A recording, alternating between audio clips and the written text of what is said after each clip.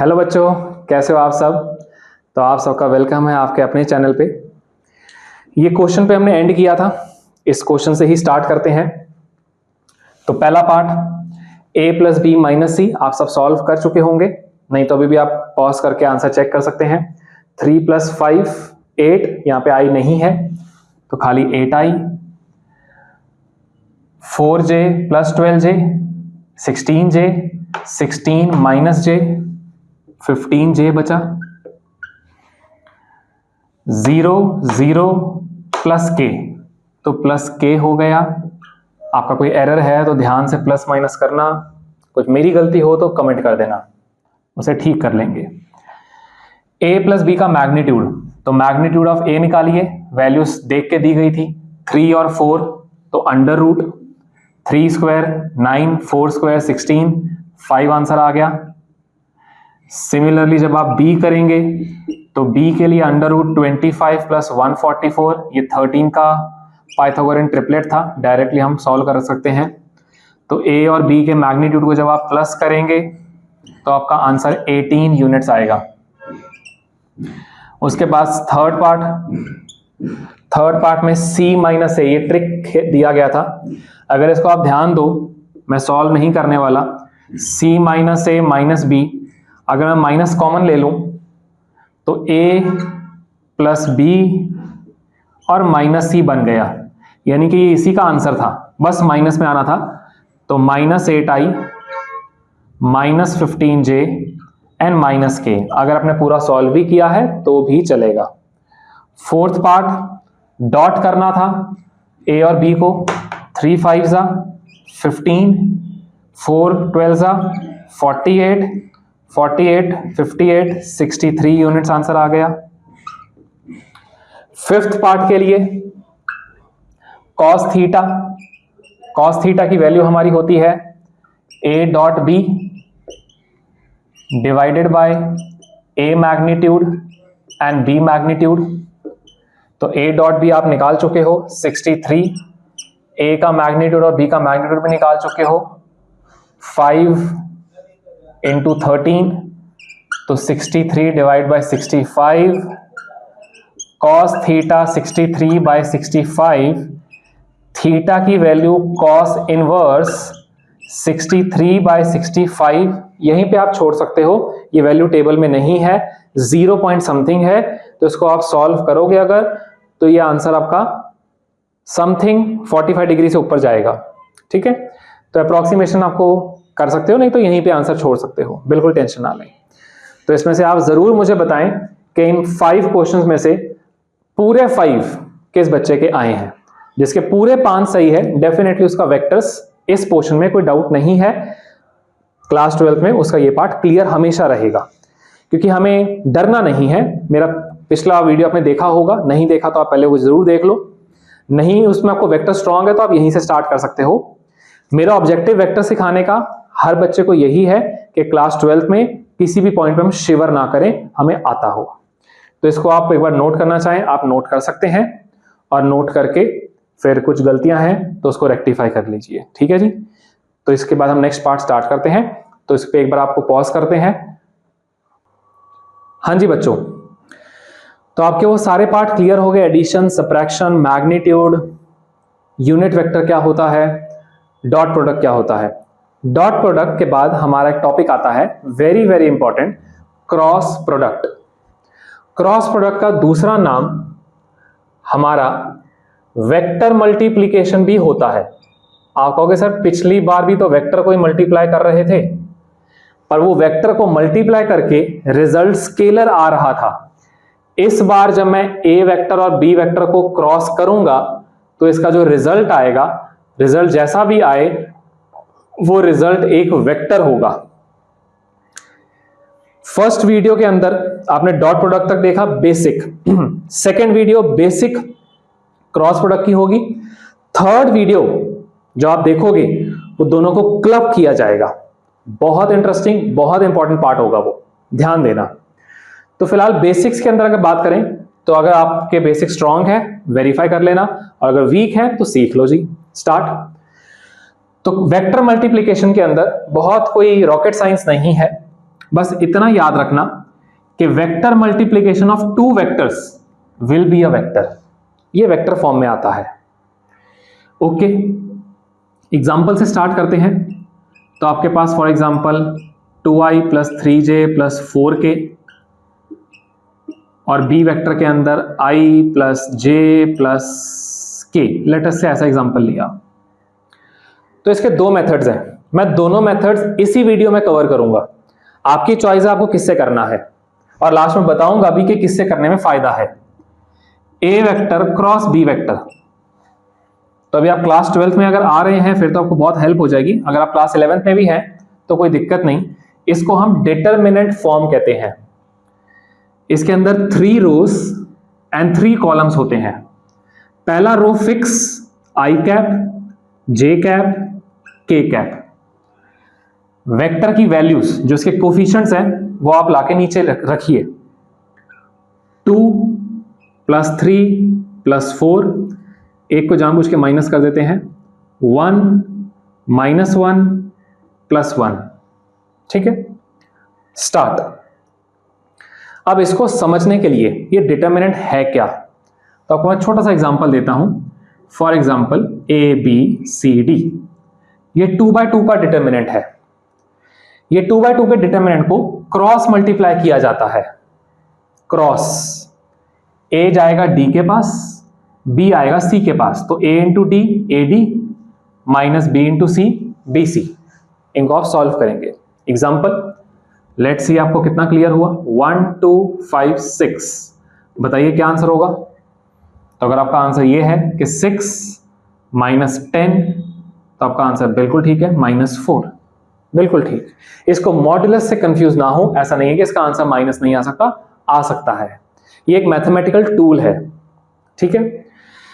तो 2 3 4 1 -1 1, आपको तो 2 वाला समझ आया। 2 से 3 वाले के लिए क्या करना है, आपको सिंपल लॉजिक से एक फॉर्मेट याद करना है। इसका मैं आपको लॉजिक भी दूंगा। फॉर्मेट ये है i cap into something -j cap into something plus k cap into something. एक एक करके पार्ट खत्म करते हैं। जब आप i की बात कर रहे हो तो i का कॉलम और i का रो छुपा दो। प्लीज सी ध्यान से, i का रो i का कॉलम दोनों छुपा दिए। क्या बचा? 3 -1 4 1, ये 2 × 2 बन गया ना। अब कैसे सॉल्व किया आपने इसको? 3 × 1 3, 4 × -1 -4, और बीच में क्या लगता है? माइनस। तो आपका आंसर हो गया 3 + 4। जे के लिए ट्राई करते हैं। जे का ये छुपा दिया, रो और जे का कॉलम छुपा दिया। क्या बचा? 2 1 2, 4 1 4, ठीक है जी। के वाला ट्राई करो, सबका सही होना चाहिए। पॉज कर दो एक बार वीडियो, खुद ट्राई करो। 2 -1 आपने खुद ने ट्राई करना है, पर आप पॉज कर दो, मैं सॉल्व कर रहा हूं। जैसे आपका आंसर आ जाए देखना वीडियो वापस। 2 -1 -2, 3 1 3, तो -2 -3, अगर सही है तो बहुत ही बढ़िया। 7i plus 2j plus -5k। ठीक है जी।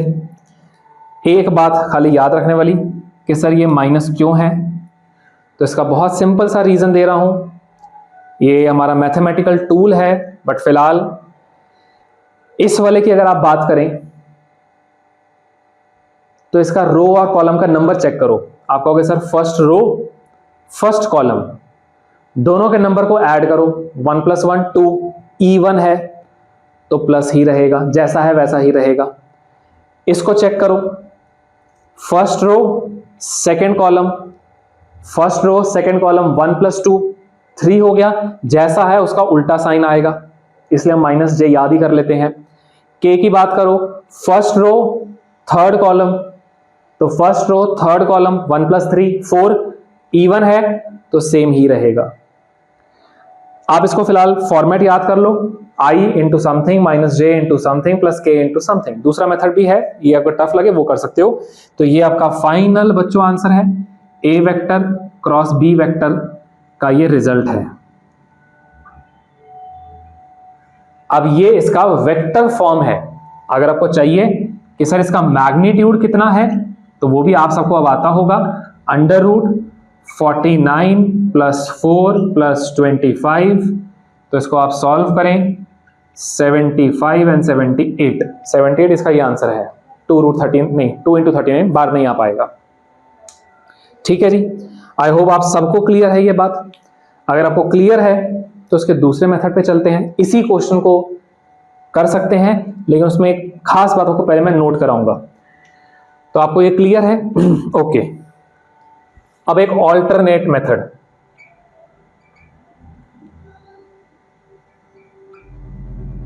ऑल्टरनेट मेथड के लिए एक सीरीज को याद कीजिए, आई कैप, जे कैप, के कैप। ठीक है, ठीक है जी, आई कैप, जे कैप, के कैप। इसको हम साइक्लिक फॉर्म कहते हैं, याद रखना है इसको। आई को अगर जे से क्रॉस करेंगे डायरेक्शन में तो के कैप आंसर आएगा। जे से के पे अगर जाएंगे तो आई आंसर आएगा। के से अगर आई पे जाएंगे तो जे आएगा। इसको याद इस तरह से रख सकते हैं, क्रॉस प्रोडक्ट बहुत टिपिकल है। इसकी ध्यान से बातों को समझना बहुत जरूरी है। जिस तरह से आपको रोटेशन में दिक्कतें आई है, क्लास 12 के मैग्नेटिज्म में भी दिक्कत आ सकती है। वो क्रॉस प्रोडक्ट पे ही डिपेंड करेगा।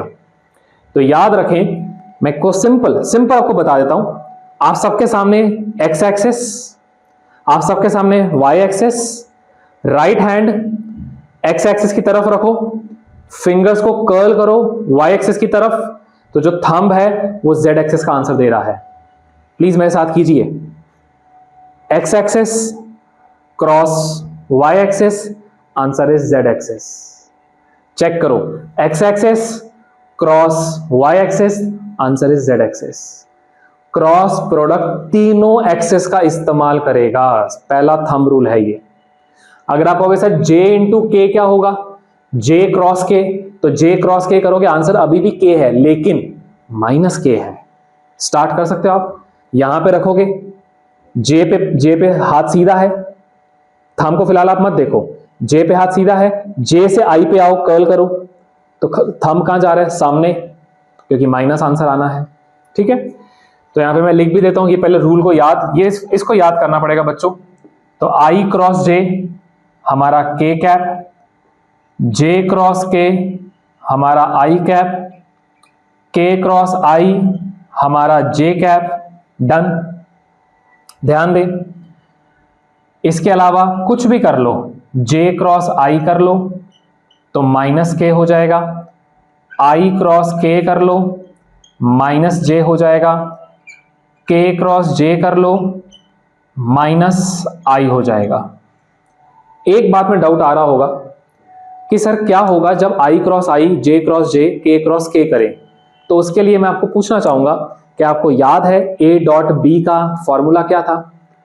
बहुत से बच्चों को याद होगा। तो ए वेक्टर डॉट बी वेक्टर का फॉर्मूला था ए का मैग्नीट्यूड बी का मैग्नीट्यूड कॉस थीटा। अगर मैं बोलूं कि इसी फॉर्मेट में मुझे ए क्रॉस बी का फॉर्मूला लाके दो, कोई दिक्कत नहीं है। तो इसी फॉर्मेट में आंसर है ए का मैग्नीट्यूड बी का मैग्नीट्यूड इंटू साइन थीटा। क्या फॉर्मेट है? Into sine theta. Sine theta is the angle, here theta is the angle between a and b. तो अगर कोई मैं पूछूं x axis cross x axis, काय का क्रॉस, फिंगर्स कर्ल ही नहीं होंगी। राइट हैंड थंब रूल सुना होगा 10th में, 11th में, अब 12th में भी है। तो राइट हैंड थंब रूल के लिए आपको कम से कम 2 एक्सेस चाहिए, तब तीसरी में आप जाओगे, नहीं तो जा ही नहीं पाओगे। तो इसके लिए साथ में ये भी याद रख लो। ठीक है, हम यहां पे थोड़ा सा लिख लेते हैं, आई क्रॉस आई, जे क्रॉस जे, के क्रॉस के, इन तीनों का आंसर 0 है, कर ही नहीं सकते। अगर आपको ये सारा कुछ याद हो गया है, बिल्कुल ही डन है, तो आपको मैं ऑल्टरनेट मेथड पे लेके चलता हूं। इसको आप नोट करना चाहते हैं, आप एक बार नोट कर लीजिए, वीडियो को पॉज कर दें, पॉज करके आपको जो नोट करना है आप कर लो। Please pause. हाँ जी बच्चों, तो इसके बाद एक एग्जांपल लेते हैं कि अगर ए वेक्टर 2i + 3j है, बी वेक्टर i - j है। मैं छोटा एग्जांपल ले रहा हूं जानबूझ के, छोटा सा एग्जांपल। इसको पहले डायरेक्टली करते हैं, डायरेक्टली जैसे आपने सीखा था i j k, तो 2 3 0। इसको आप पॉज करके आंसर चेक कर सकते हो एक बार।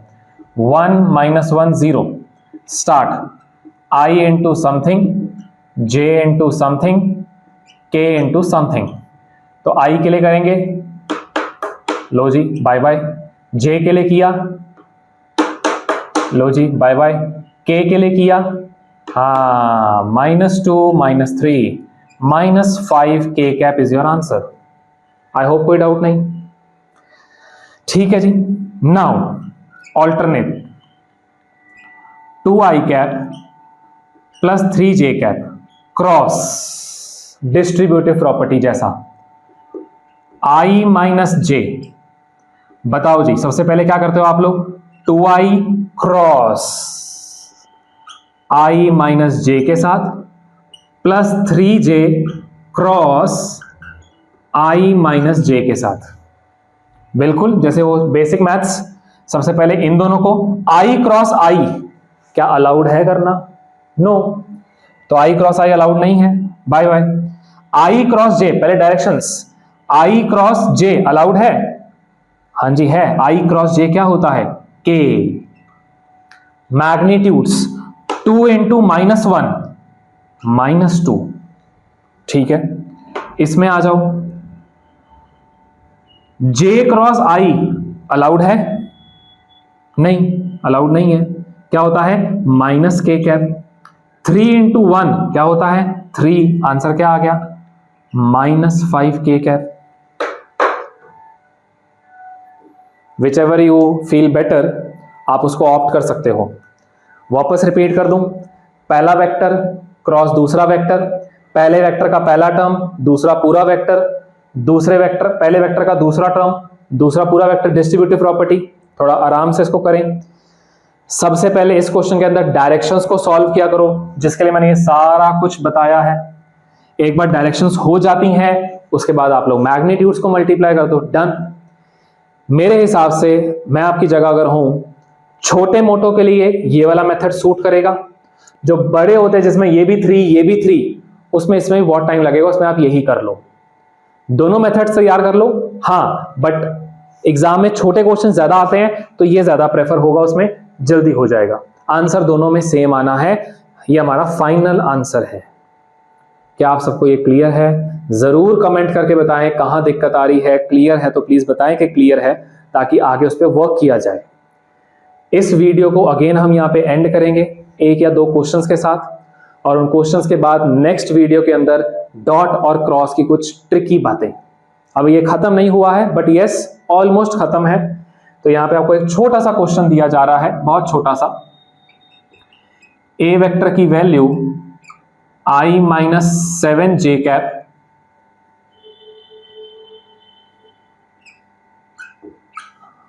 बी वेक्टर की value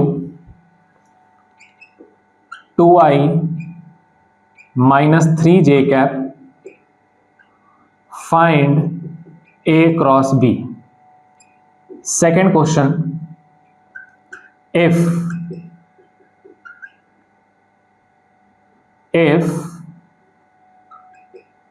a vector perpendicular to b vector where a vector is 2i minus j, b vector is pi